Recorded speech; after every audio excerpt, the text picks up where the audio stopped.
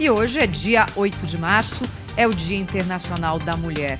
E como você, ouvinte, assinante do Jornal Gente, gosta de política, por isso que está aqui conosco, eu vou começar hoje o jornal falando sobre a presença da mulher na política, os números, o retrato do que nós temos hoje aqui no nosso país. Quando a gente olha o quadro de eleitores no Brasil, 53% são mulheres, 47% homens, de um total de 156 milhões de inscritos na Justiça Eleitoral. Isso aqui segue mais ou menos, até um pouco maior aqui a disparidade, mas a proporção entre homens e mulheres na população brasileira, as mulheres são mais longevas e é por isso que elas são numericamente mais presentes do que os homens no total da população brasileira. Mas aí, quando a gente vai para a política, o quadro é bem diferente.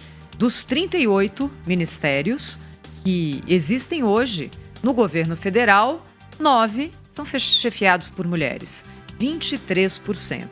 E olha que esse governo foi eleito com boa parte ali do eleitorado colocando a causa da presença feminina na política como algo que seria cumprido e respeitado. Isso não aconteceu. E quando a gente olha nesses 9 ministérios, ministras que estejam ali de fato no coração do governo, naquelas pastas mais relevantes, são muito poucas. Aí vamos dar uma olhadinha no Congresso Nacional.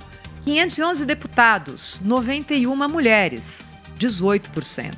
81 senadores, 15 mulheres, mesmo índice, 18%. 2 governadoras apenas, Fátima Bezerra, no Rio Grande do Norte, Raquel Lira, no estado de Pernambuco. E no Supremo Tribunal Federal? Em toda a história do Supremo, apenas 3 mulheres. 3. Em toda a história centenária do Supremo, 3 mulheres foram ministras. Ellen Grace, Rosa Weber e Carmen Lúcia. Ellen Grace e Rosa Weber já saíram do Supremo. Hoje, Carmen Lúcia é a única mulher entre 11 ministros. Bem, existem aqui algumas questões, não é? No caso dos ministérios e no caso do Supremo Tribunal Federal, são decisões tomadas pelo presidente da República ou pelos presidentes da República ao longo da história com as indicações para o Supremo Tribunal Federal. Para o Congresso Nacional, é eleição. São os eleitores que escolhem. As eleitoras são mais numerosas, mas as mulheres que chegam e, de fato, conseguem viabilizar a candidatura vitoriosa são poucas. Existe desde 97 no nosso país uma lei que diz o seguinte: cada partido deve apresentar na sua lista de candidaturas um mínimo de 30% e um máximo de 70% para cada sexo. Mas isso aqui é o seguinte: tem que ter 30% de candidaturas femininas para a Câmara dos Deputados, Assembleias Legislativas e câmaras municipais. Essa regra que já existia, mas não tinha sanção, passou a ser obrigatória e com sanção para os partidos a partir do ano de 2009. E, recentemente, houve mais uma mudança determinada pelo TSE, que é a seguinte: não basta o partido ter a candidatura feminina, ele tem que dar a essa candidatura a verba correspondente à participação dela no bolo eleitoral. Isso aqui é para que não haja a famosa candidatura feminina laranja, em que partidos inscrevem mulheres para cumprir a cota de 30%, mas que não são pessoas que, de fato, concorrem nas eleições. E aqui a discussão vai para mais de metro. Por quê?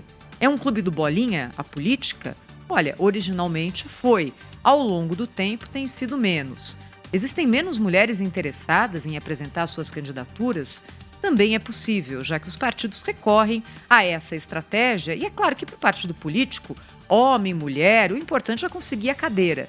Então eles identificam ainda que existem mais chances em candidatos homens, até porque a renovação tem sido muito pequena. Então conseguir um espaço dentro desse cenário é mais difícil. Existem números positivos também. O número de candidaturas femininas tem aumentado. De 2018 para 2022, por exemplo, houve um aumento de 7,5% no número de candidatas e de 8% no número de mulheres eleitas. E aqui um pouquinho de história, para a gente fechar essa abertura do Jornal Gente no Dia Internacional da Mulher. Quando a mulher começou a votar no Brasil? Só em 1932, antes mulher não tinha direito a voto. E quem foi a primeira deputada federal do país? Aquela uma, apenas uma, ali sim, num parlamento 100% ou 99,9% masculina. Foi a deputada Carlota Pereira de Queiroz, uma médica paulista eleita em 1934, teve vida curta no parlamento, porque em 1937 veio ali a ditadura do Estado Novo, o parlamento foi dissolvido e ela seguiu a sua carreira na medicina.